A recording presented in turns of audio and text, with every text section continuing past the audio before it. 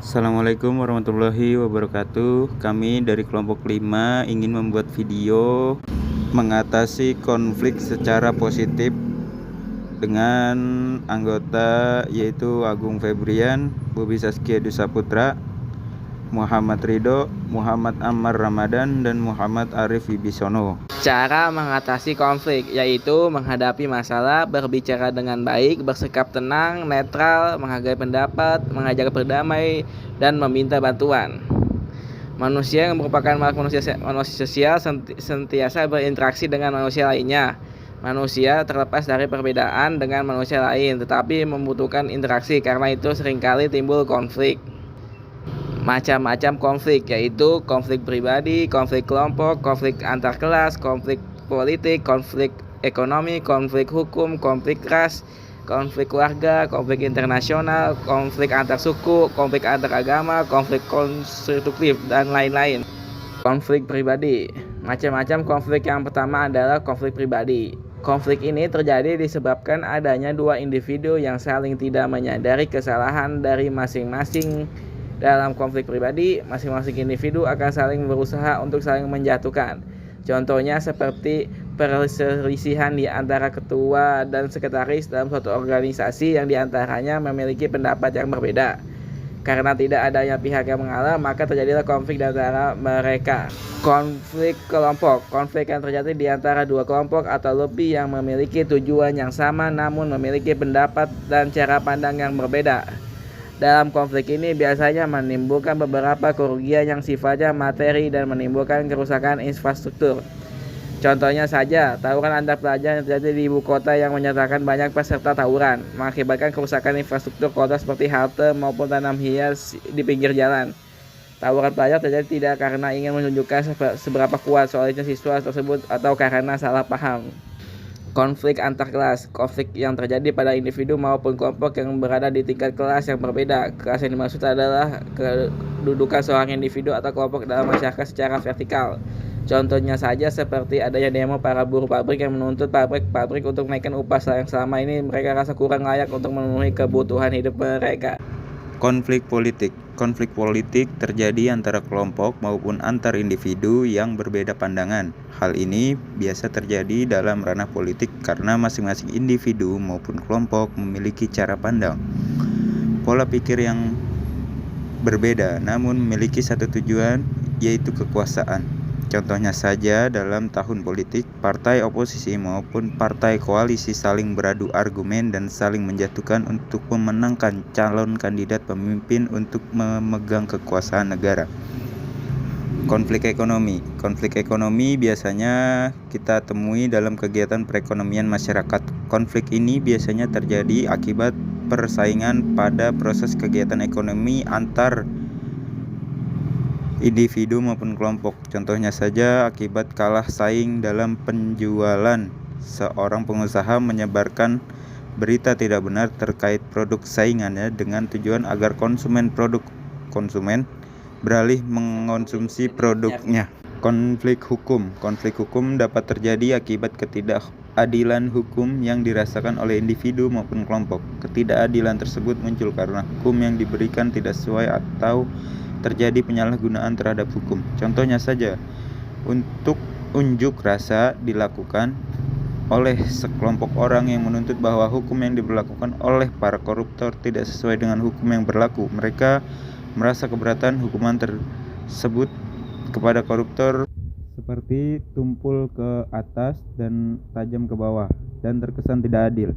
Konflik ras. Dewasa ini konflik ras tidak sering terjadi dalam masyarakat. Konflik ras terjadi akibat rasa ketidakadilan yang didapat dari salah satu ras atau ras lain merasa dirinya lebih unggul. Contohnya saja kriminalitas seperti pembunuh yang dilakukan ras kulit hitam di Amerika adalah sebagai bentuk proses kekecewaan mereka akibat ras kulit putih menganggap mereka adalah golongan terendah.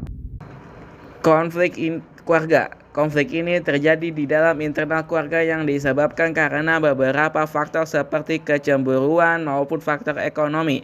Contohnya saja, beberapa anggota keluarga memperebutkan harta warisan yang merasa bahwa bagian yang didapat tidak sesuai dengan apa yang diharapkan. Akibatnya, konflik dalam keluarga tidak dapat dihindari. Konflik internasional timbul akibat adanya dua negara saling berselisihan karena masalah ekonomi, politik maupun masalah batas teritorial suatu negara. Contohnya saja merebutkan wilayah Palestina yang Israel yang belumnya reda hingga saat ini. Konflik antar suku, konflik antar pengertian suku terjadi akibat adanya perbedaan antara suku dengan suku yang lainnya. Perbedaan tersebut meliputi bahasa, adat maupun kebiasaan. Contohnya saja konflik antar suku Madura yang baru-baru terjadi di antara suku Bali dan Lampung. Konflik agama sering terjadi di Indonesia yang notabene adalah negara yang memiliki beragam agama, suku, dan ras. Tidak jarang agama yang menjadi mayoritas merasa superior sehingga terjadinya konflik tidak dapat dihindari. Contohnya saja pembubaran peribadahan di salah satu gereja oleh salah satu oknum dikarenakan gereja tersebut belum mengantongi izin membangun tempat peribadatan. Hal tersebut apabila terus-menerus dipermasalahkan akan menimbulkan konflik yang serius. Konflik konstruktif. Konflik ini memiliki sifat yang fungsional karena adanya perbedaan cara pandang dan pola pikir antar individu maupun kelompok. Dengan adanya konflik ini akan menimbulkan sebuah konsensus dari berbagai pandangan sehingga menciptakan sebuah koreksi dari suatu permasalahan. Contohnya saja dalam perumusan ART sebagai organisasi terjadi perdebatan akibat beberapa perbedaan pendapat antara anggota satu dengan yang lainnya. Konflik destruktif. Konflik ini terjadi akibat adanya perasaan tidak senang antara individu maupun kelompok. Konflik ini menimbulkan kekacauan yang dapat mengakibatkan kerugian secara materi, bahkan hingga pembunuhan. Contohnya saja perkelahian antara ormas jingga dengan ormas hitam yang disebabkan oleh rasa tidak terima. Ormas jingga karena wilayah kekuasaannya merasa direbut oleh ormas hitam. Konflik vertikal. Konflik ini merupakan konflik yang terjadi antara individu yang menempati kedudukan paling atas dengan individu yang menempati kedudukan paling bawah. Tingkat seperti hierarki. Biasanya konflik ini terjadi dalam sebuah organisasi maupun perusahaan. Contohnya saja selisih pendapat antara direktur perusahaan dengan pegawai perusahaan terkait upah yang didapatkan tidak sesuai dengan bobot pekerjaan yang diberikan.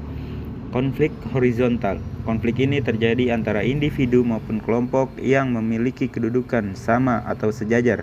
Contohnya saja perbedaan antara tukang ojek yang memperebutkan tempat pangkalan dan saling mengklaim bahwa tempat yang digunakan merupakan wilayah kekuasaan. Konflik diagonal.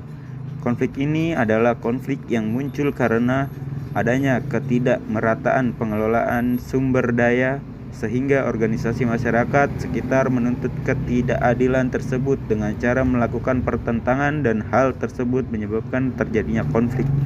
Contohnya saja terjadi pemberontakan organisasi masyarakat Operasi Papua Merdeka yang menuntut agar Papua melepaskan diri dari Indonesia akibat ketidakmerataan pembangunan serta kurangnya perhatian pemerintah terhadap pembangunan sumber daya di Papua. Konflik terbuka. Konflik ini adalah konflik yang keberadaannya diketahui oleh masyarakat. Contohnya saja konflik perebutan wilayah Palestina atas Israel. Kontrol kemampuan diri. Kemampuan mengontrol emosi juga menjadi penting dalam mengatasi konflik. Kemampuan yang rendah akan membuat kita menjadi reaktif. Orang reaktif adalah orang yang tindakannya lebih disasari oleh impuls sesaat atau tergantung pada stimulasi eksternal. Sedangkan kemampuan yang bagus akan membuat kita menjadi proaktif. Orang yang proaktif adalah orang yang keputusannya atau tindakannya sudah dilakukan proses pemikiran. Bagaimana meningkatkan kemampuan mengontrol emosi? Pertama, belajar untuk memunculkan emosi kedua yang positif atau konstruktif. Bagaimana meningkatkan kemampuan mengontrol emosi? Kedua, lakukan puasa atau rutinitas lain tertentu yang bisa memperbaiki kemampuan dalam mengendalikan diri.